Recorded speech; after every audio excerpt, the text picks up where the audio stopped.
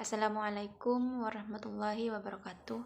Saya Musrifatul Hasana. Di sini saya akan menjelaskan kembali hasil PPT dari kelompok 3 tentang manajemen pengajian dalam masyarakat.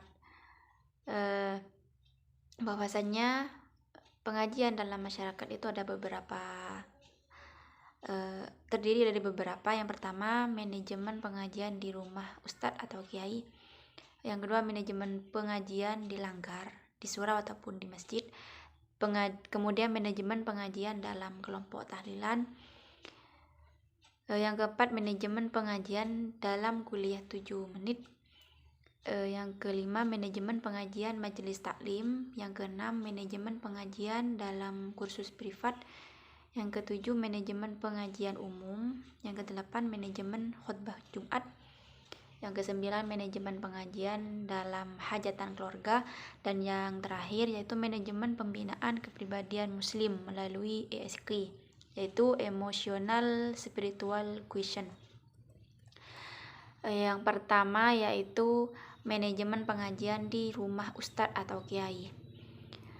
Bahwasannya rumah digunakan sebagai sarana pembelajaran atau pengajian, yaitu di rumah digunakan untuk sarana pembelajaran atau pengajian. Kemudian manajemen pengajian di langgar, di surau atau di masjid. Langgar, surau atau masjid digunakan sebagai sarana tempat pembelajaran atau pengajian. Kemudian waktu dilaksanakannya setelah sholat maghrib, setelah sholat isya, dan terkadang setelah sholat subuh. Selanjutnya manajemen pengajian dalam kelompok tahlilan.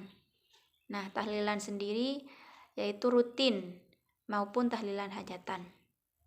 Tahlilan rutin ini dilaksanakan pada malam Jumat, sedangkan waktu pelaksanaan tahlilan hajatan itu bisa memilih hari-hari secara bebas, tergantung kesempatan yang dimiliki sohib al-hajah, yaitu pemilik acara.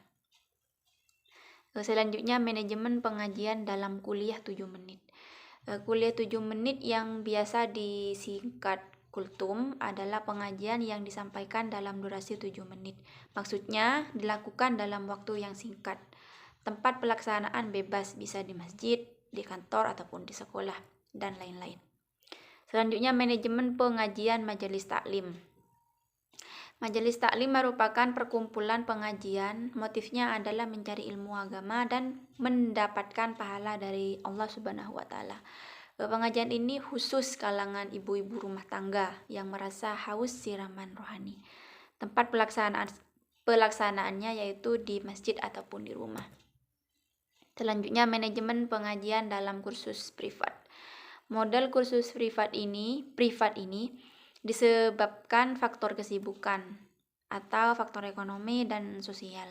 Bagi orang yang tidak memiliki cukup waktu untuk mengikuti pengajian, baik di langgar, surau ataupun di masjid, maka solusi yang ditempuh adalah melaksanakan pengajian khusus di rumahnya dengan mendatangkan ustadz atau ustadzah sendiri. Selanjutnya manajemen pengajian umum. Waktu pelaksanaan pengajian tersebut secara garis besar menjadi 2, yaitu terikat waktu tertentu dan bebas memilih waktu pelaksanaan pengajian yang terikat oleh waktu. Adalah pengajian Muharram atau Maulid Nabi. Bisa juga Isra Mi'raj, Haflatul Imtihan, Akhir al-Sanah, Nuzulul Quran, Halal bihalal, dan juga Haul Akbar. Bersifat bebas dan terbuka. Kemudian tempat pelaksanaannya biasanya di halaman masjid ataupun di rumah. Selanjutnya manajemen khutbah Jumat. Khutbah Jumat merupakan penyampaian pesan-pesan Islam yang diselenggarakan setiap hari Jumat sebelum pelaksanaan sholat Jumat. Manajemen pengajian dalam hajatan keluarga. Pelaksanaan pengajian jika ada hajatan seperti tasyakuran kehamilan, akikah, hitanan, pernikahan, ataupun keberhasilan memperoleh pekerjaan, keberhasilan memperoleh jabatan, misalnya tasyakuran haji baik sebelum maupun setelah pulang ibadah haji. Kemudian tempat pelaksanaan di rumah pemilik acara. Selanjutnya manajemen pembinaan kepribadian muslim melalui ESQ, yaitu Emotional Spiritual Quotient, yaitu kegiatan pembinaan kepribadian muslim melalui ESK. Ini berupa memadukan antara pesan-pesan Islami khususnya dalam Al-Quran dengan temuan-temuan sains teknologi modern yang bisa disaksikan langsung di layar melalui bantuan penggunaan. Nah, mungkin hanya ini saja yang bisa saya sampaikan terkait manajemen lembaga pendidikan, manajemen pengajian dalam masyarakat. Kurang lebihnya mohon maaf. Wassalamualaikum warahmatullahi wabarakatuh.